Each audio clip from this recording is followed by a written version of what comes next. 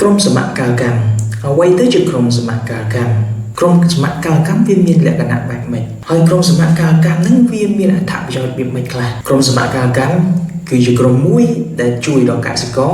ឲ្យគាត់មានអំណាចក្នុងការចរចាមិនថាការទិញការលក់ជួលជាដើមបន្ថែមពីនេះទៅទៀតក្រុមសមកាលកម្មនេះគឺវាជួយកាត់បន្ថយការចំណាយថ្លៃដើមទៅលើការធ្វើស្រែនេះជាឧទាហរណ៍ទៅលើការធ្វើស្រែរបស់កសិករតែក្រុមសមកាលកម្មនេះមានលក្ខណៈបែបម៉េចគឺសំដៅទៅលើកសិករដែលគាត់មានដីជាប់គ្នាគាត់ចាប់ផ្ដើមសហការគ្នាគាត់ធ្វើពូជដូចគ្នាហើយគាត់ធ្វើក្នុងពេលតែមួយកាលណាគាត់ធ្វើបែបហ្នឹងធ្វើឲ្យគាត់អាចទិញសម្ភារៈឬក៏ទិញធាតុចូលរួមគាត់ជួលរួមគ្នានៅពេលដែលបានផលមកគាត់អាចលក់រួមគ្នាហើយសួរថាតើអស់នោះវាជួយកាត់បន្ថយថ្លៃដើមវាមិនទី1នៅពេលដែលយើងទិញរួមអ្វីដែលយើងអាចទិញរួមនោះបានមានដូចជាពូជមានដូចជាជីថ្នាំបំពន់ជាដើមនៅពេលដែលយើងប្រើប្រាស់ពូជដូចគ្នា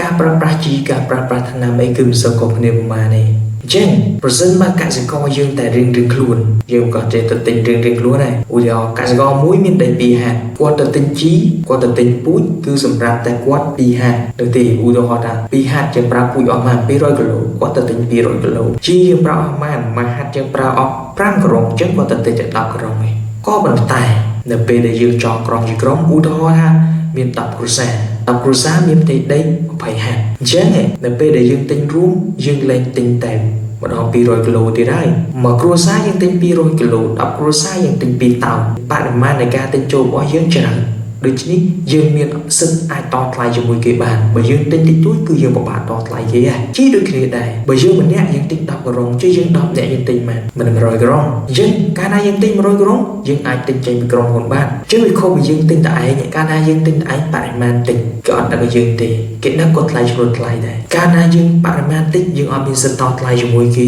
ទេទី2តកតងជាមួយការជួលរួមយើងជួលអីគេខ្លះរួមទី1តងជាមួយ tractor បើសិនជាយើងជួលយកមកធ្វើដីសម្រាប់ធ្វើស្រែទី2 drone ទី3យើងអាចជួលសិនជ្រៅ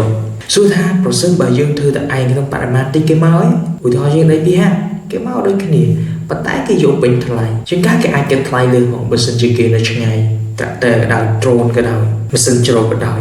ទាំងអស់នេះហើយការទិញរួមលក់រួមនេះហើយដែលវាជាតម្លៃមួយដែលខុសពីយើងធ្វើតែឯងមានន័យថាតម្លៃវាទាបជាងការធ្វើតែឯងពេលទៅទិញផលិតផលទាំងអស់នោះទាំងអស់នេះហើយគឺជាការកាត់បន្ថយថ្លៃដើមទី3តកតងជាមួយការលក់រួមមានន័យថានៅពេលដែលកសិករក៏ប្រមូលផ្ដុំគ្នាគាត់មានបរិមាណមួយដែលត្រឹមត្រូវតាមការដឹករបស់គេឧទាហរណ៍មួយហត្ថគាត់អាចធ្វើបាន4តោន2ហត្ថគាត់អាចធ្វើបាន3តោនប៉ុន្តែបើសិនជាគាត់ធ្វើពូជរៀងខ្លួនទីហត្ថនោះពេលវាទុំគេដឹកតែ8តោនតែឡានរបស់គេចំណុះមិនមែនប៉ុណ្្នឹងទេអញ្ចឹងធ្វើឲ្យការថ្លៃដឹកនេះវាកើនឡើងកាលណាថ្លៃដឹកកើនឡើងធ្វើឲ្យការទិញស្រូវឬក៏តម្លៃរបស់គាត់នេះគេចាប់ផ្ដើមធ្លាក់ទៅតាមនឹងដែរឧទាហរណ៍ស្រូវ1គីឡូគេត្រូវទិញគាត់មក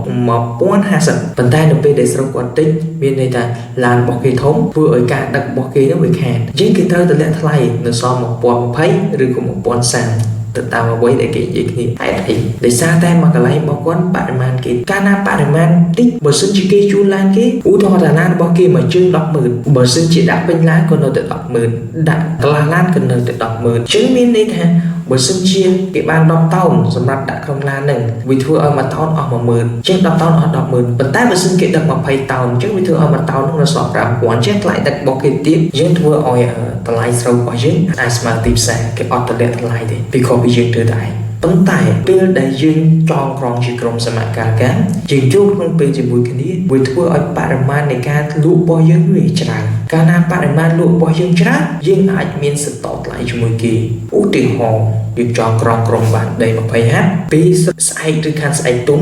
យើងអាចដើរជ្រែកឈ្មោះបានដីរបស់ខ្ញុំនេះ20ហត្ថខ្ញុំធ្វើពូជនេះវានឹងទុំនៅថ្ងៃស្អែកនឹងត្រូវចូលក្នុងថ្ងៃស្អែកតើអ្នកឯងហ៊ានឲ្យតម្លៃប្រមាណព្រោះបើសិនជាស្រូវយើងតិចគឺយើងពិបាកតថ្លៃគេប៉ុន្តែបើស្រូវយើងច្រើនគឺយើងអាចតថ្លៃគេបានសូមតម្លៃគេឡើងខ្ពស់មួយមិនត្រូវអាចរកឈ្មោះមួយទៀតបានមានន័យថាកាលណាបរិមាណផលិតផលរបស់យើងគ្រប់ស្តង់ដារទៅគេអាចយកបានគឺអំណាចនៃការចរចារបស់គេយើងគឺមាននៅក្នុងដៃវាខុសពីការធ្វើរៀងខ្លួនការបានសហការគ្នាអានេះវាជាចំណុចនៃការបន្ថយថ្លៃដើម តែយើងមិនទាន់និយាយដល់ចំណុចផ្សេងទៀតដូចជាផលបាទឧទាហរណ៍ប្រសិនបើយើងធ្វើផ្សេងពីគ្នាអ្នកខាងក្រៅដីដែលជាប់យើងគេធ្វើស្រូវវស្សាស្រូវធ្ងន់តែយើងស្រាប់តែអ្នកខាងក្នុងធ្វើស្រូវស្រាលត្រូវ3ខែនៅពេលដែលយើងទុំមុនគេមិនទាន់ទុំទេយើងមានផ្លូវណាចូលព្រោះយើងជាអ្នកខាងក្នុងនេះវាធ្វើឲ្យការបរឬក៏ដឹកគ្រឿងចក្រវាពិបាកយ៉ាងហើយការធ្វើសហការគ្នាជាក្រុមសមការកម្មនេះ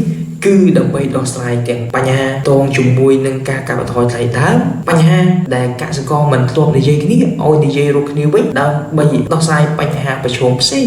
ឬខ្លះវាតូចតាចក៏ប៉ុន្តែវាធ្វើឲ្យកសិករមិនអាចមើលមុខគ្នាចង់បានប៉ុន្តែបើកសិករយើងងាកមកនិយាយគ្នាវិញងាកមកស្រស់ស្រួលគ្នាមុនពេលដែលយើងដាំដុះវិញវាធ្វើឲ្យចំណេញទាំងសងខាងដូច្នេះតើតើជាមួយក្រុមសមការកម្មនេះអត្ថប្រយោជន៍របស់វាគឺនៅក្រោមសហគមន៍កសិកម្មទំនើបដែលតែសហគមន៍កសិកម្មទំនើបគឺមានការគ្រប់គ្រងតាំងពីទុនតាំងពីទីផ្សារហើយនិងតាមពីបច្ចេកទេសប៉ុន្តែក្រុមសមការកម្មនេះគឺកសិករគាត់ធ្វើខ្លួនឯងទាំងអស់គ្រាន់តែថាគាត់ចាប់ផ្ដើមសហការគ្នាជាងមុនគាត់មិនធ្វើតែឯងទេគាត់អាចស្ថិតក្នុងបរិមាណមួយគួរសមទោះបីយើងមិនអាចដាក់កងត្រាជាមួយគេបានតែយើងអាចមានសិទ្ធិអំណាចចរចាហើយនឹងយើងអាចមានសិទ្ធិទទួលបានតម្លៃផលិតផលរបស់យើងក្នុងតម្លៃទីផ្សារដែលអាចនិយាយគ្នាបានខុសពីការលក់តែឯង